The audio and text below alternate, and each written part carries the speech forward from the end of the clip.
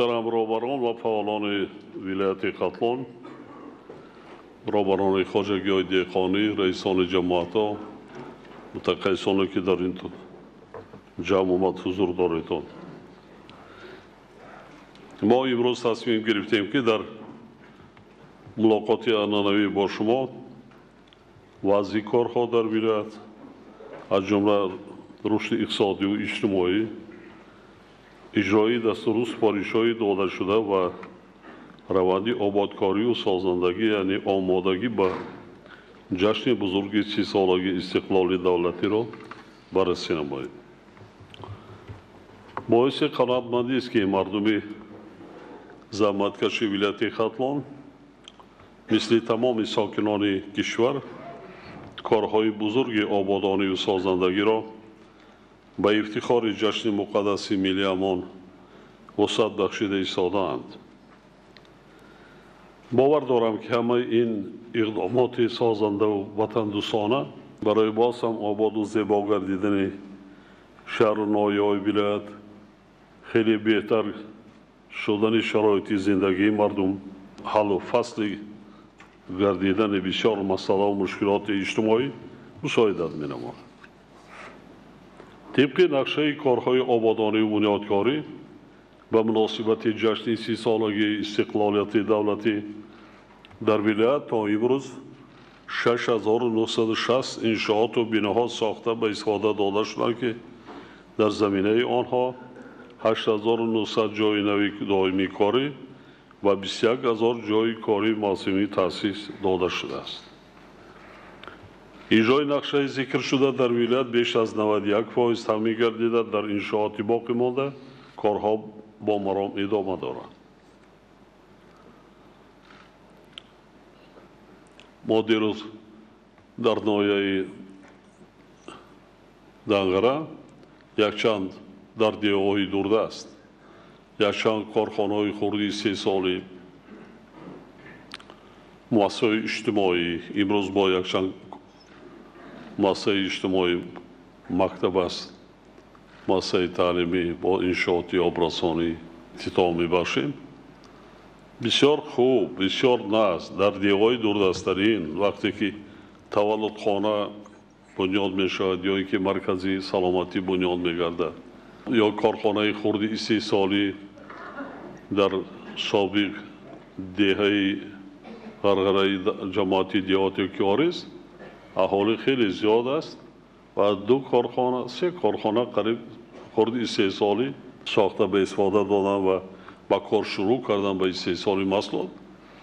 همه در مجموع قریب 100 تا جای کاری، 100 عائله صاحب نان، هم 3 سالی روغن، هم 3 سالی کار کردی محصولات سوای کشاورزی، برآوردن محصولات تیار، هم محصولات مکرونی که اگنتی پورا با 3 سالی مواد خود تامین میشود. این بسیار ناست حتی در دیهات، نه که در مرکزی شهر نویا. بنابراین عنعنه را ما در آینده در تمام قلمروی مملکت از آن جمله در ولایت خود قطلان ادامه دادن ما در کار.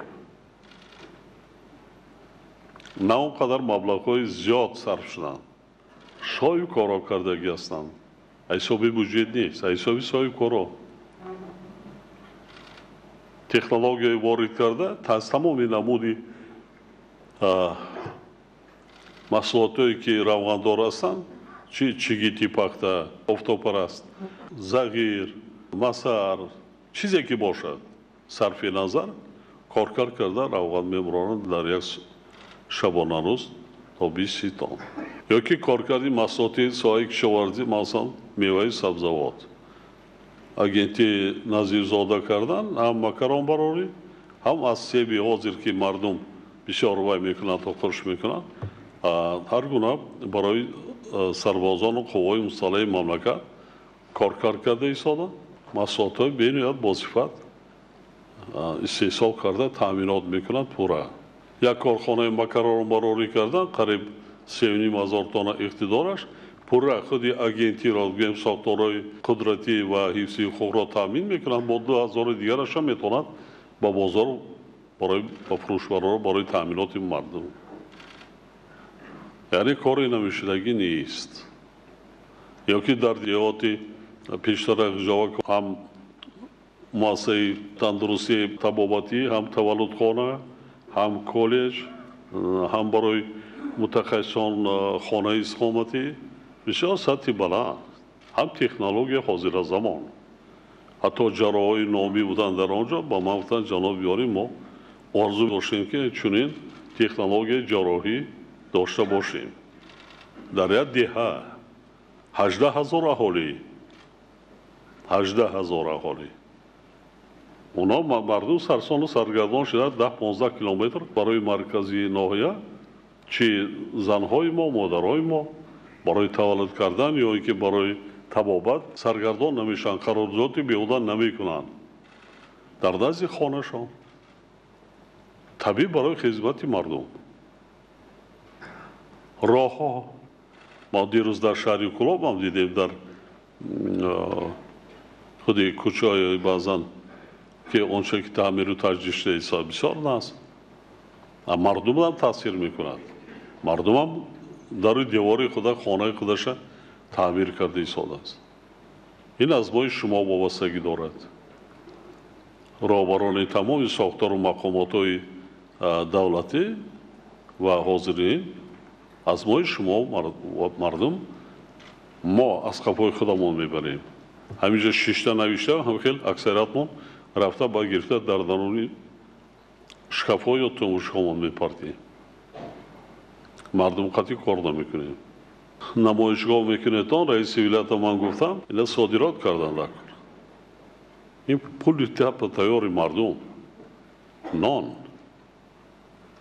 با قدرش ما شما نمیرسیم در اینجا من همینجا یک تاجرای ما در ولایت بسیار کم ترک کم حوصله هستند خیلی باشه از دیگر جا دعوت کردم مدار یا که کارخانه کارکردی سبزوات و میوه را کنیم بستوبند کرده پروردن مدار از شهر ایسفاره با یاپونیا اروپا حتی امریکا علاقه میوه خوش صادرات کرده ایستاده دیگر جای چشم‌بندی نیست رفته آموخته آماده عملی کردنم را برای شهر نایا یگان مشکلی نداره ذوق نداریم بسیار مون نه ذوق به زندگی داریم نه ذوق به آباد کردن پیشرفت و ترقیات دولت نه برای بلند برداشتن سطح و صفت زندگی مردم من دیدم در ناحیه وخش خیلی شهری کلاب هم از آن جمله اون جایی که در نتیجه آفت‌های طبیعی منطقه‌ای که ضرر دیدن اکثریت آیل‌های کمیزات هستند بنیاد کمیزات بنیاد اونا را دستگیری کردم و در کار هرچی زودتر برطرف کنیم کمکشون رسوندن و در کار آنهای خدا ترس هستند خداجو هستند خب ثوابجو هستند یا مرحمت جای صدقه جای خیر مرحمت وابسته به این راهبران ولایت و شهر ناحیه را ضرور است که یکجا با وزارت اداره صاحبکاران و اهالی اجرای کارهای آبادانی و بنیادکاری را طبق نقشه تصدیق شده و با صفت بلند تامین نماید عموما باید گفت که در زمان صاحب اسلالی برای تامین نمودن رشد ساحه‌های مختلف اقتصادیات ولایت و بلند برداشتن سطح و صفت زندگی اهالی از حساب همه سرچشمه‌ها بیش از 51 میلیارد سومانی روانه کرده شده است. حالا تطبیق برنامه رشد اجتماعی اقتصادی ولایت ختلان برای سالهای 2021 و 2025 ادامه دارد که در دایره آن عملی سازی 345 لایحه با مبلغ عمومی 7.4 میلیارد سومانی پیش بینی گردیده است. تا به امروز در ولایت 80 لایحه سرمایه‌گذاری دولتی با مبلغ قریب 15 میلیارد سومانی عملی شده است. حالا در حدود ولایت تطبیق با 36 لایحه دولتی سرمایه‌گذاری ادامه داشته در دایره آنها مبلغ زیاده از 5.2 میلیارد سومانی از خود گردیده است. در رابطه با این راهبران ولایت و شهر ناحیه آن وظیفه دارند که در همکاری با وزارت اداره مربوطه و سرمایه‌گذاران وطنی و خارجی تطبیق صفتناک برنامه و لایحه‌های پیش بینی شده را در مهلت‌های معین گردیده تامین نماید.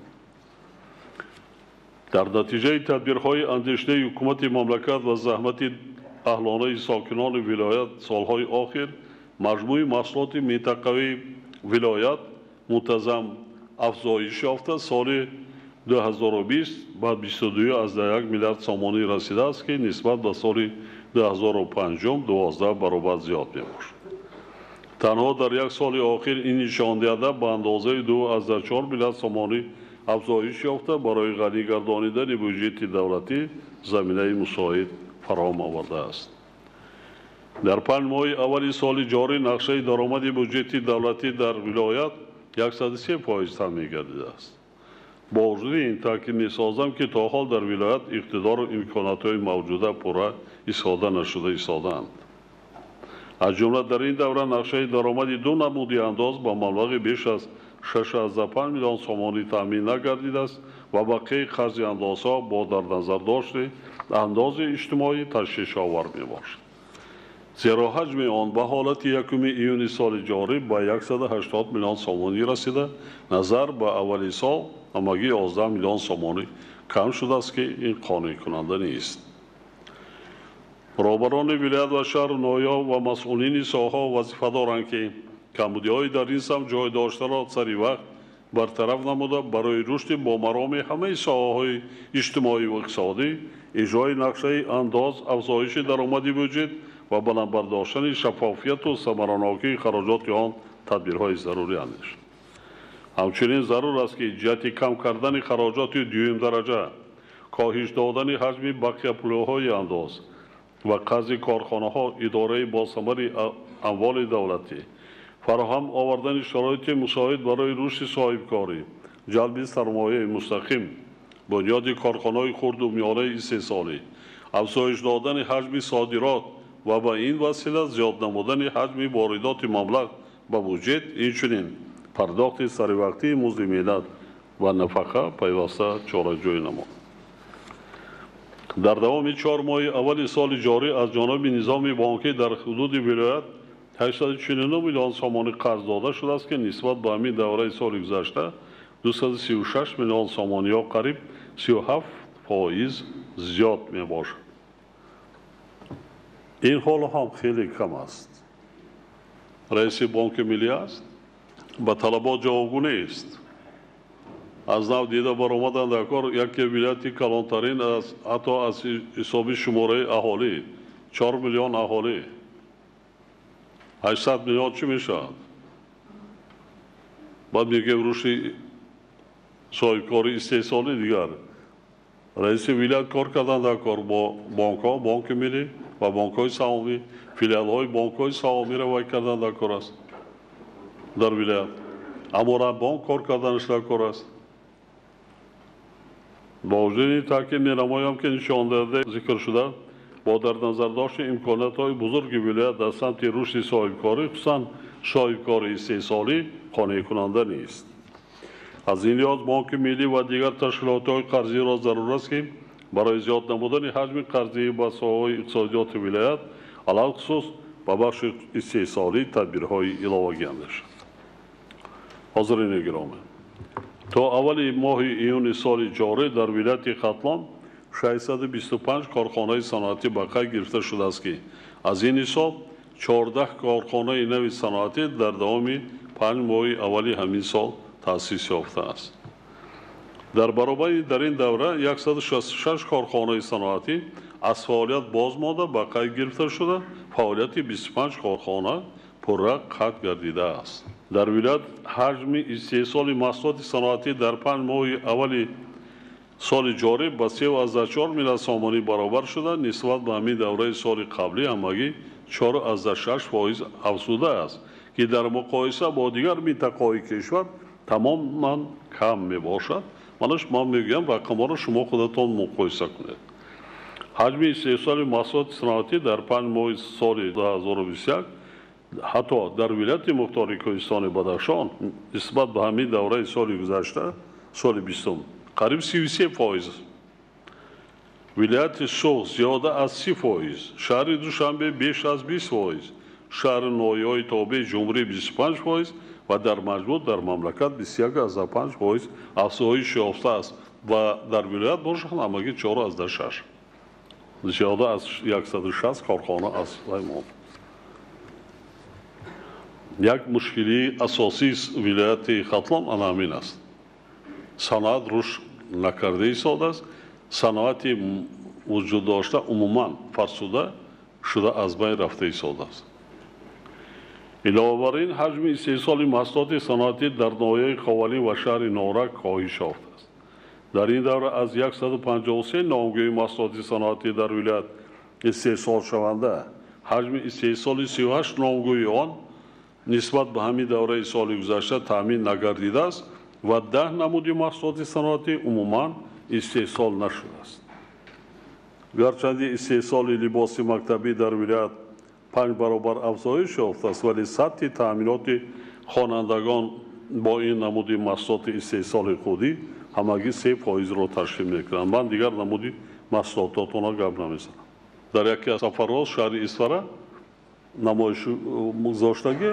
خدیرها برای استحصال کننده همین شیرینی های ملی مثلا ولایت خاتلان نمی روید اونجا مکتبی خود تاسیس یا دید همه چی از خارجه می آمد حاضر بالای دسترخوان ماده همش هست تو جناب یالی میرم یکی دنگره میرم خاص وزیر صنعت سپارش دادن که گرفته برید آورده جا کردن یک چای خانه منم سر تیپا بلندیده 4-5 کس رو شاگیر گرفته است ما دیده بودیم علاقه محصولات استحصال کرده ایستادن مغازه میپرسد که باشد که ویران نشد با فروش براریم در شهر اسفره 3 نمود میگه جناب یاری من خودم استحصال میکردم با میرم من میداشتم کارخانه را میرفتم میفروختم با اومدم با وای میکردم که ویران نشد مولتش نگذار در اینجا 9 نمود جناب یاری در یک بازار یک جا من در جاتیان که من محصولاتم ویران نشد بود بسیار برای بالای دسترخوان برای کودکان بسیار چیزی و همه زیاد کالوگی مولتش هم با وای میدم 3 ماه 2 ماه با 6 ماه بهترین ما ندیدیم در بازارهای منطقه کلاب نه ولایت خاتلان ندیدیم نیست در ولایت سوق بیشتر است من برای اون میگم که همین قند همین دانه زردالو مغزی زردالو مغزی بادام آرد شکر خب یازن کنجید همین محصولات بیشتر خودم از خارجه چین و خارجه فقط شکر محصولات اون چیزی که یک چیز استحصال از هیچی خوبتر است بهتر است بالای دسترخوان میخریم و قیمت قطعی نیست صفاتش نمیپرسیم از کجا آوردیم مولتش گذشته است نگذشته است چی فایده دارد چی زیان دارد نه پیشکش میکنیم دیگه یک دویمش که این هنر است با تشکیل کنیم مکتب در دیگر شهر نویان اقلا هر جای کاری میشد هم محصولات استحصال میشد هم مردم صاحبی معاش زندگی میشه بازار استعمالی هم با یک نمودی محصولات وطنی تامین میگرده در 5 ماه اول سال جاری حجم استحصال محصولات در ساحه صنعتی استخراج ولایت نیز کم شده با 84% حجم همین دوره سال گذشته برابر شد در ولایت اینچنین استحصال نیروی برق نسبت به همین دوره سال گذشته 6% کاهش یافته جمع‌آوری مبلغ برق استفاده شده از اهالی همگی 79% را تشکیل کرده است که این خیلی تشویش آور میباشد تاکید میسازم که نشان دهنده ساحه صنعتی ولایت عموما قانع کننده نیستند و برای تامین نمودن هدف صنعتی کنانی با صورت کشور از راهبران و مسئولان ساحه رئیسان ولایت و شهر نویا اندیشیدن چاره‌های قطعی و فوری طلب کرده میشد خاطر سان می نمایم که وابسته به حل این مسئله در واخوری با فعالان ولایت آخر ماه مارس سال جاری با مسئولین دستور سپارش های مشخص داده شده بودند برابران ولایت شهر نوی آن وزارت صنعت و تکنولوژی های نو و کمیته دولتی سرمایه‌گذاری و اداره اموال دولتی بار دیگر سپارش داده می شود که جهت برقرار نمودن فعالیت کارخانه‌های از کار بازمانده تأسیس کارخانه و کارگاه‌های نو تا محصولات نهایی کارکرد نمودن اشیاء خام محلی برای تطبیق این هدف باز هم بیشتر جلب کردن صاحبکاران و سرمایه مستقیم وطنی و خارجی در این زمینه با مراتب افزون نمودن استحصال محصولات صنعتی و تأسیس دادن جاهای نوی کاری برای ساکنان ولایت عاصمه سر اهالی کشور چاره‌های فوری اندیش. اینچنین وزارت انرژی و ذخیره آب دیگر ساختارهای مربوطه ساحه مقامات اجرایی حاکمیت دولتی ولایت ختلان و شهر نوای آن را ضرور است که برای استحصال نیروی برق با در نظر داشت استفاده پوره اقتدارها کم کردن تلفات و استفاده ثمرناک سرکارانه آن اینچنین پوره جمع‌آوری نمودن مبلغ برق استفاده شده چاره‌جویی نمود. از جانب حکومت مملکت با مقصد فراهم ساختن شرایط مساعد برای رشد صاحبکاری و سرمایه‌گذاری تشکیل کارخانه‌های استحصالی واردات تکنیک و تکنولوژی‌های نو و تشکیل جاهای نوی کاری در حدود ولایت 3 منطقه آزاد اقتصادی 5 دنگره کلاب تأسیس داده شده است که می‌تواند برای بلند برداشتن اقتدار صنعتی ولایت سهمی ارزنده گذارد. ولی امکانیت‌های منطقه‌های آزاد اقتصادی تا هنوز پورا استفاده نشده ایستادند که چنین وضع خیلی تشویش آور می‌باشد. هرچند که از تأسیس منطقه‌های آزاد اقتصادی 5 در مساحت 401 هکتار زمین 12 سال و دنگره 10 سال گذشته است، ولی در این دوره در حدود آنها همگی متناسباً 11 و 26 سوبیکت حاجگیدار بقای گرفته شده است. در 5 ماه اول سال 2021 از جانب سوبیکت‌های منطقه آزاد اقتصادی 5 عموماً محصولات استحصال نشده است و سوبیکت‌های منطقه آزاد اقتصادی دنگره همگی با مبلغ 13 میلیون سومانی محصولات استحصال کردند. وابسته به این وزارت رشد اقتصاد و سودا یکجا با وزارت اداره داخلدار و مقامات اجرایی حاکمیت دولتی ولایت ختلان وظیفه دارند که بنیاد انفراستراکچوری ضروری منطقه‌های آزاد اقتصادی را به انجام رسانیده جلب سرمایه داخلی و خارجی را برای تشکیل فعالیت استحصالی در آنها از جمله تأسیس کارخانه‌های صنعتی مجهز با تجهیزات و تکنولوژی‌های معاصر و فراهم آوردن جایهای نوی کاری وسعت بخشد. حاضرین گرامی، در 5 ماه اول سال 2021 کشاورزان ولایت به مبلغ بیش از 2.9 میلیارد سومانی محصولات استحصال کردند که نسبت به همین دوره سال 2020 با مبلغ 304 میلیون سومانی یا به اندازه 11.4% زیاد میباشد. کشت زراعت‌های کشاورزی در ولایت در میدان 314,000 هکتار گذرانده شده است که نشان دهنده به 101% دورنمایی پیش بینی گردیده برابر میباشد. با وجود این طبق معلومات آقای بچینک نظارتی دورنمای کشت کارتاشکا در ولایت تامین نگردیده اجرای آن 73% از نشان دهنده پیش بینی شده 2121 هکتار کم کشت شده است. در ناحیه‌های مومن آباد 1071 هکتار، خواننگ 360، جیهون 197، وخش 85، بلجوان 84، شمسین شاهین 80 و قبادیان 73 هکتار کارتاشکا از نشان دهنده دورنما کم کشت کرده شده است. اینچنین دورنمای کشتی پخته در ولایت تامین نگردیده اجرا 93% از نشان دهنده پیش بینی شده بیش از 12,000 هکتار پخته کم کشت کرده شده است. در ناحیه وخش 2966 هکتار، شهر توز 1907 هکتار، جیهون 1620، قبادیان 1190، کوشانیان 1183، دوستی 938، پنج 840، یوان 563، واسه 500 هکتار پخته از نشان دهنده دورنما کم کشت کرده شده است.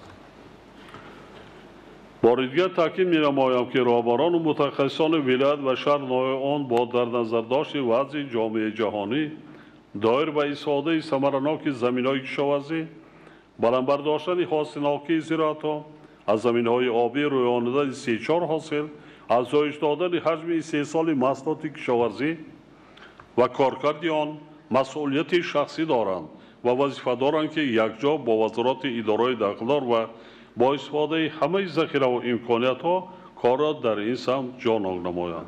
ما عموما چندین سال است باز به دیگر تکرار میکنم، معلومات ما را سخت نرسد، عموما ساحه تخمی پروری در ما کارها غیر قانونباش برای مانده شده است. نیست سالی که ما یک دو تا قرار یا برنامه درباره رشد ساحه تخم پروری قبول نکنیم، لیکن نتیجه ندارد. ساحه کارتوشکا پروری ما برای چی تاکید میکنیم؟ نانی دویم است. اعضای جامعه جهانی را دیده ساده ما. یک روز در بازار کارتوشکا 50 درم بالا را و همه ما داد میگوییم که نرخ بالا را. برای چی بالا را؟ برای که بسیار حسابات ما دروغ است. کش نمیکنیم. خوشمون نمیاد. فکر میکنیم دیگر میکنم بعد ما میخوریم استعمال میکنیم. تهدید و خطرها در جامعه جهانی به نیاز زیاد است. پیش رو اینا هیچ کس گرفته نمیتونه. من در چندین برآمدهای خودم تاکید کردم. از سال گذشته این جانب. سال گذشته اولی سرشوی انمیخیر سختی ها بودن. خب یک علاج کرده پسی سر کردیم. لیکن امسال چنانه که معاون منشی سازمان ملل متحد دایر به آز قواره ابراز داشتن سال مرگ آور است. وزمین ترین در حیات انسانیت سالی وزمین میشه. وزمین ترین مخصوصا از لحاظ کمچینی مواد آزخه در بسیار قطاع عالم خشکی است، کمابی است. با در نظر داشت که کووید 19 بسیار منطقه‌های عالم ده کار نیست. مردم کار نمیکنند. نه دیخانی است که کش کند، نه دیخانی است که جمع‌آوری کند. حجم استحصال مواد آزخواری کم میشه. نرخ‌ها بالا میرود. ابایی ما تیار بودن اما در کار. تیار بودن خدا عقلمون داده است. زمین هست، آب هست، خب باد هوای گرم هست.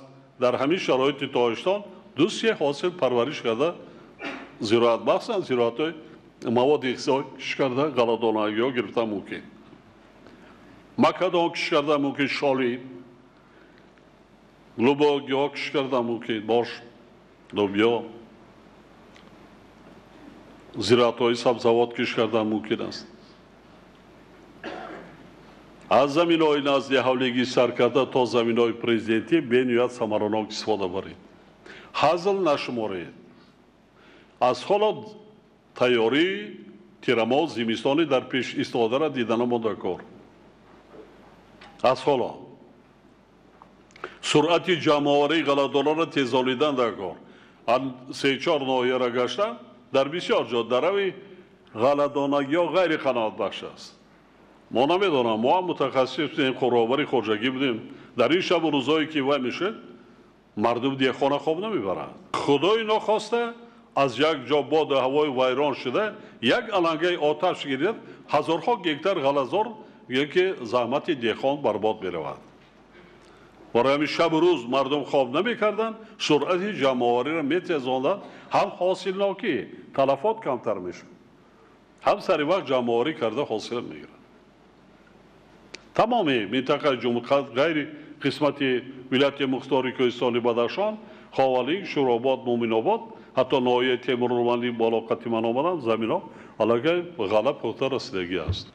حتی در زمین‌های آبی تا حال در بسیار شهر ناحیه جمع‌آوری غله‌دان‌ها را سر نکردیم.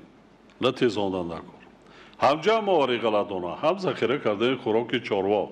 بعضا منطقه‌های جمهوری حتی ناحیه دنگره این سال کمبارش بود.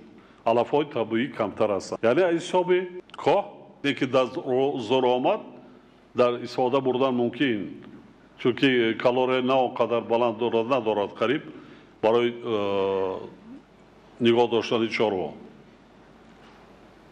لیکن در وقت‌های وزمین سال‌های وزمین اگر هیچی که دریافت نکردن چارواداران این را استفاده میکنند. بیشتر علف طبیعی یونشخا دیگر زراعت‌ها ذخیره کردن آماده کن. مثلا چارواداران بر شما معلوم است. نکردیم پگاه نرخ گوشت در بازار بلند میشه. سرشمار چاروا هست. در ساحه غله‌کاری، تخمی پروری، در ساحه پخته‌کاری هم از آن جمله. در زمان شوروی 40 سنتر میگرفتن قهرمان میدادن. تازه 60 سنتر گرفته ایستادن. Hasan şirket kampanya ki toşar şaspan sitir.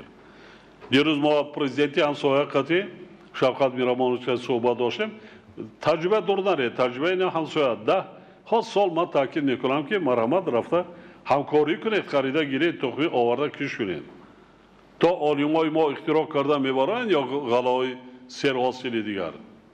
Yeki der kişvari bana cumhuri hamsoya Dasturxan dayro dina reisi vilayet şam omadagi şam ro aşam بود. ما نمیخوایم نه کدامون میخوایم نه از دیگران شهر میکنیم رفته پرسیم یا آموزیم تجربه همسایه را که چگونه کار و فعالیت دارند ما زمین را فریب میکنیم زمین را خودمان را فریب میکنیم مردممان را فریب میکنیم از 1 هکتار زمین تا 85 سنتر حاصل گرفته ایستادن در پهلوی ما از زمینهای آبی کمش 80 سنتر در وادی فرغانه من رئیس ولایت سوده تاکید کردم سال گذشته رفته مساحت قریب 3000 هکتار از وادی فرغانه تخمی همون تخمی کرسه رفته آوردن حاضر جمع‌آوری کرده است من ده حساب دادم که محترم جناب بیاره 75 سنتر دور نریم از بعد دینا بعضا موضوع را دیدم برای غلط تلخه کردگین کشتی شدگاری حرام است ویران است اگر تکنیکای زراعت رعایت شدگی نیست نه شدگاری درست است نه تخمی اعلی صفت از چی از این زمین آبی چی هم خودمان فریب میگیریم هم زمین هم مردممون از کجا در آمدن که میشد حاصل که بلند از این الیاس ما برای چی میگیم ما زمین قریب هزارها ده ها هزار هکتار صرفه میکنیم میتوانیم مردم با جایی که 40-50 هزار کشیدیم 25 هزار کش میکنیم حاصل 100 هزار میگیریم اگر به شرط ما 70 سنتر اقلا حاصل گیریم مثل جمهوری همسایه آماده هستن تخمی مرمت چقدر در کار هست هم تخمی چی گید 45 سنتر حاصلی پخته گرفته ایستادن دور نه و پرسیدن هیچگاه جای عیبم نیست خدا به که نمیتوانه کرده ماده کن در ولایت از 50-55 سنتر بلند نیست اگر بشار اگر نزد کرده باشه نیست این چیزها را استفاده بردن در کار کرده همکاری کردن در کار گیره تا مثلا 10,000 هکتار دا گیرین یک سال تمام ولایت ایکنتان 3 سال میکنه تقسیمات میکنه میگیرد 70 سنتر میشود 2 میلیون تن 3 سالی غله مردم از همون ترس بایم یک طرف میشه تامینات هم نرخ هم معتدل میشه در بازار تا 1 ایون سال جاری از حدود گمرکی ولایت خلطان همگی 11,000 تن محصولات کشاورزی صادرات شده است که از آن 12,000 تن را پیاز تشکیل میدهد و حصه دیگری نمودهای محصولات کشاورزی ناچیز میباشد امکانیت‌های ولایت خلطان برای صادرات محصولات کشاورزی مخصوصاً زراعت‌های بروقتی با کشورهای همسایه نهایت کلان میباشد که از رهبران و متصدیان اندیشیدن تدبیرهای تأخیرناپذیر را تقاضا می‌نماید. تحلیلان نشان می‌دهند که برای سوبیکت‌های فعالیت اقتصادی خارجی نبودن مرکزهای معاصر لوجستیکی وابسته به بند و بست، حمل و نقل، دریافت بازار فروش و دیگر نوع‌های خدمت‌رسانی تا به حال همچون مشکلات اساسی صادرات باقی می‌ماند. در دایره برنامه مقصدناک دولتی رشد کامپلکسی نقلیات جمهوری تاجیکستان تا سال 2025 در منطقه‌های آزاد اقتصادی دنگره و پنج ساختمان مرکزهای لوجستیکی با در نظر داشت جاری نمودن تکنولوژی‌های معاصر صحوی فعالیت مارکتینگی انبارکنی و نگهداری از جمله تشکیل سرخانه‌ها به نقشه گرفته شده است که با بلند برداشتن خدمت‌رسانی‌های لوجستیکی بین‌المللی و اقتدار صادراتی کشور مساعدت می‌کند. بینتان سای کار ما هم کرده ایستادن کمتر سست‌تر است. در ناحیه اشودن اولین صاحب کاری که از میوه‌های ما قند گرفته ایستاده است. میوه‌های هم خیلی نه، میوه‌ای که ویران شده در تگش می‌ریزد کو گیر خورده یا ویران شده از همین خریده از دیخانان از همین میوه قندش گرفته ایستاده و صادرات کرده ایستاده است. تکنولوژی وارد کرده است. قندی که آنهای کسلی قند داشته باشند استعمال کردنشان ممکن از این قند یا ای که با خود مردم ناحیه اشت صاحب کار شرطنامه کرده است 1 کیلوگرم خوچه با مبلغ 20-25 سومون خریده سود است. خوچ 1 کیلو زردآلو همین قدر نرخ ندارد. در ولایت ختلان نایه‌های کوهستانی است که در آنجا پرورش کردن در دامنه کوه‌ها و در کوه‌ها در تو زمین کشاورزی در کار نیست. در نایه اشت حتی در نزد حولگی‌ها دو طرف راه‌ها همه خوچش صبح سرخی میکنند. 1 سال وای کش میکنه سال دوم حاصل نمیداره. یگان چی در کار نیست. اگر امکانیت جای وای باشه کم و بیش آب دادن ممکن جای زمین. لیکن کدام حتی ببین طبیعتی ما بودگیش نمیچینیم. جنگل‌های ما چقدر است؟ جمع‌آوری نمی‌کنیم. 1300 تن سال گذشتگی یک صاحبکار از ناحیه اشت صادرات کرده است به روسیه. خوش بسیاری‌ها ما میگن چیکار کنیم؟ هوشمند فقط یک چیزه. همین پیسته شود خام و دیگر میگیریم میگیریم تمام. نه گیاه شفا بخش نه مثلا ما پرورش این خیل نمودهای دیگری که در طبیعت ما نه خواجگی جنگل اینا درست برای آمادگی است که صادرات کند، هم خودش درآمد گیرد، هم جهت مالیویش بقوت کند، هم واسطه‌های گردان گیرد، هم معاش کارگرها را بلند برداشتن ممکن. من پرسیدم چه؟ گفت جناب یاره خیلی می شود که بعضنش صفتش بلند است تا 35 سومون ما خرید میکنیم. خوش نکرده همین تر. بعدا خوش میکنن و پاکاف میکنن صادرات. من در خارج چند میفرستم. ها جناب یاری یک برابر درآمد میماند. 60-65 سومون در روسیه 1 کیلوگرمش میفروشند. یگان نمودی میوه ما در خارج اینقدر نرخ ندارد. اینا من برای اون تیسادم بسیاریامون جای کار نیست چیکار کنیم و دیگر کنیم. حاضر مرحمت آدمایی که کودک دستیار داشته باشد نایه شمس‌الدین شاهین، نایه خوالینگ، نایه بلجوان، تیمور ملیک، خودی قسمتی نایه دنگره قسمتی بالاش، نایه وادیرش میتواند حساب جمع‌آوری علف طبیعی وای میکنن میفروشن. اگر کودک‌ها زیاد باشد در زمین بدن اونایی که ندارن میخرن. چقدر باغ داریم؟ قلمچه که امینم برای مردم هم برای زندگیشان بسنده است. یکی اینا با معنی کرده مونده. هم طبیعت نگاه میداریم جنگل وای نمیکنیم نیست نمیکنیم. هم مردم با سوزشواری تامین میشه. با مقصد رشد صادرات برای بارکشانی طریق راه آهن در مسیر ختلان از 30 تا 80% تخفیفات پیش بینی کرده شدند. ولی در 5 ماه سال 2021 توسط گذرگاه راه آهن خوشادی اموزن همگی 1,600 تن بار انتقال گردیده است که 0.1% حجم عمومی بارکشانی را در کشور توسط این نمود نقلات تشکیل میده. حتی 3 سال نمک نسبت به سال گذشته کم کردید. نشانده مذکور دلیل آن است که امکانیت‌های در ولایت فراهم آورده شده در سمت صادرات ثمراناک استفاده کرده نمی‌شود.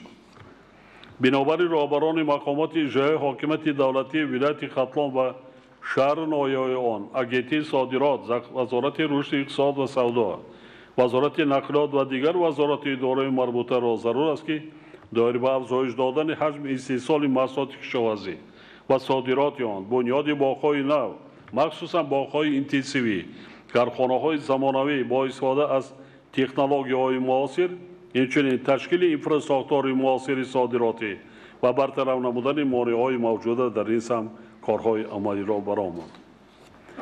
همزمان با این کارخانه واحد دولتی راه آهن تاجستان را یکجا با رهبران و مقامات اجرایی حاکمیت دولتی ولایت ختلان بار دیگر وظیفه‌دار می‌نمایم که در سمت زیاد کردن حجم بارکشانی از طریق گذرگاه ذکر شده و در مجموع افزایش دادن صادرات محصولات توسط نقلات راه آهن چاره‌جویی نمود. حالا در ولایت 18 کارخانه پرنده پروری فعالیت داشته، در آنها بیش از 500,000 سر پرنده پرورش یافته ایستاده است. ولی در این کارخانه در 4 ماه اول سال جاری سرشمار پرنده نسبت به همین دوران سال گذشته قریب 45,000 سر کم شده است که باعث نگرانی می باشد. خاطر نشان می سازم که در ولایت امکانیت و اقتدارهای استفاده نشده در سمت پرنده پروری خیلی زیاد بوده. ضرور است که دایر به این مسئله تدبیرهای علاوگی اندیشیده شد. وابسته به این برابران و مسئولین تاکید می سازم که برای تشکیل فرم‌های چارواداری پرنده پروری، قاچاقی‌های ماهی پروری، خشکسال‌کنی چاروا، استحصال و ذخیره نمودن خوراک چاروا و تامین بازار استعمالی با محصولات خوشصفتی ساحه تمامی تدبیرهای ضروری راه اندازی نمود.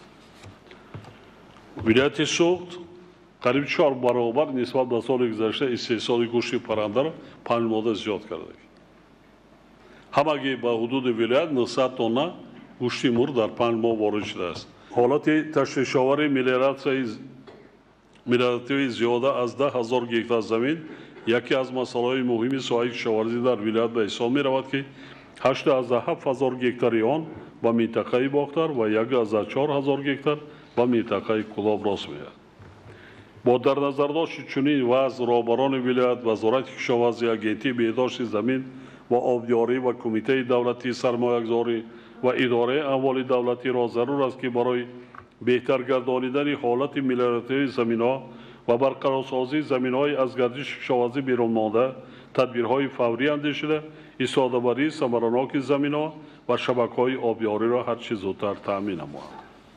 اگنتی بهداشت زمین و آبیاری یکجا با کمیته حالت‌های فوق‌العاده و مدافع گرجنی رهبران مقامات اجرایی حاکمیت دولتی ولایت ختلان و شهر ناحیه آن وظیفه دارند که دایر به وسعت دادن کارهای ساحل مستحکم کنی، تشکیل انفراستراکچور ضروری پیشگیری کردن آفت‌های طبیعی، آگاه سازی اهالی و دیگر چاره‌بینی‌های ضروری تدبیرهای علاوگی اندیشیده.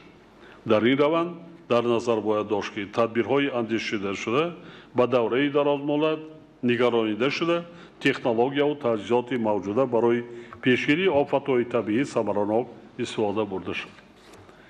زیرا خسارات مادی از حساب آفت‌های طبیعی سرباری بودجه کشور را زیاد نموده هر سال برای برقرارسازی انفراستراکچور ضرر دیده انشاءات اجتماعی اقتصادی و منزلی شهروندان صدها میلیون سومانی روانه کرده میشد.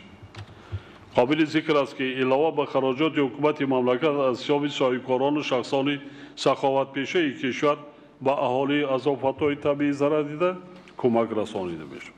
ولی با وجود این ما باید با استفاده از تمام امکانیت‌ها در سمت پیشگیری نمودن هر گونه آفت‌های طبیعی که با سبب تغییر آب اقلیم هر سال با وجود آمده ایستادند تدبیرهای بسیار جدی و ثمره بخشنده است.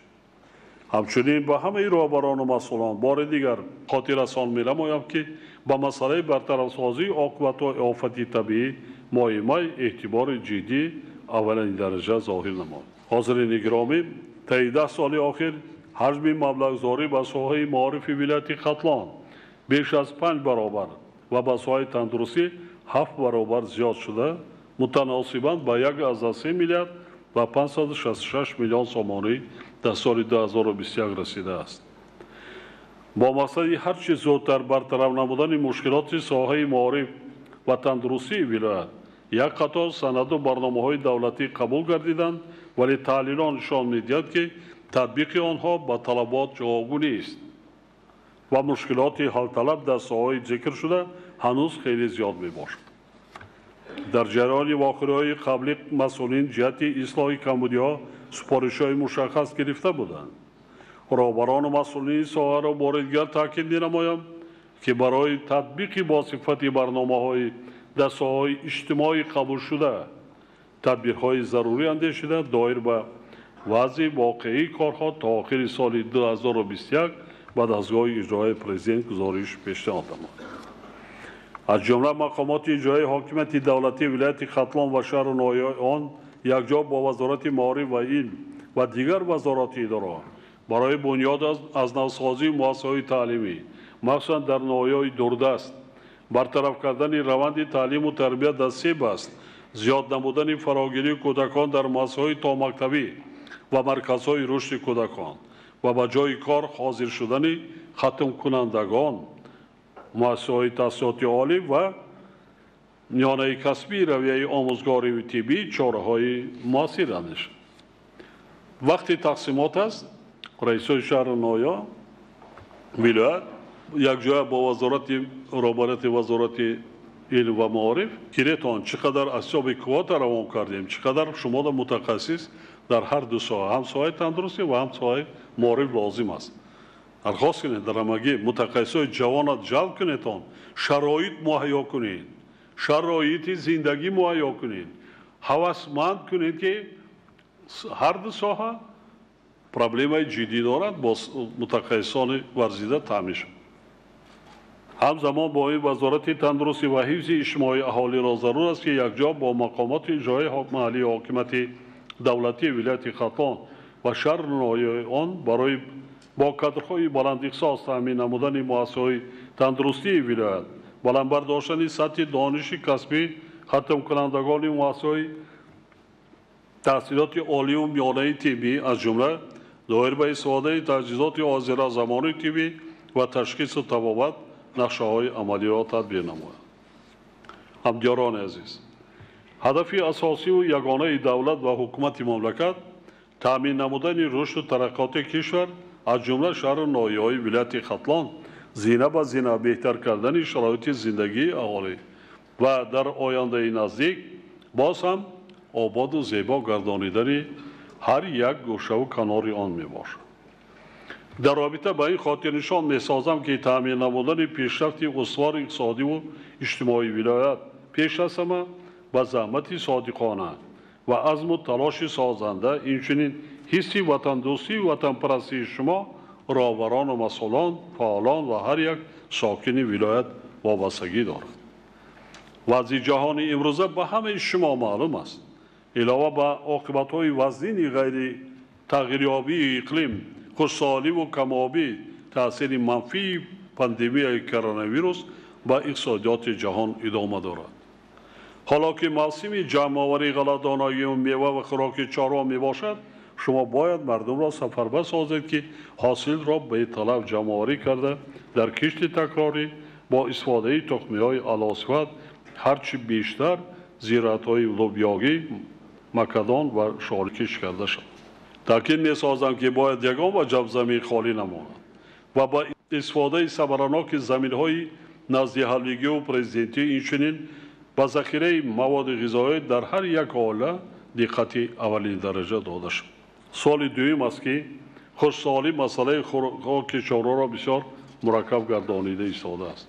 بنابراین ذخیره خوراک درشت برای چاروا امروز مسئله مهمترین به شمار می‌رود. همچنین ضرور است که از حالا آمادگی به دوره تیرما و زمستان خصوصا با موسم سرما تیار کردن مسائل اجتماعی و اهالی وسعت بخشیده شود.